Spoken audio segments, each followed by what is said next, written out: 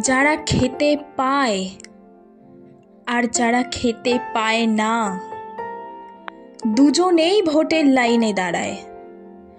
দুজনকেই দলবদলের লোকজনেরা খাতির করে। দুজনেরই ছবি ওঠে কাগজে। দুজনকেই ভারতবাসী বলে চিনতে ভুল হয় না। দুজনের আকাশ এক, বাতাস এক, নদী এক, পাহাড় এক, ঝর্ণা এক। যারা খেতে পায় আর যারা খেতে পায় না, তাদের মধ্যে একটা ব্যবধান আছে। সেই ব্যবধানটার নাম পঞ্চাশোর্ধ্ব স্বাধীনতা।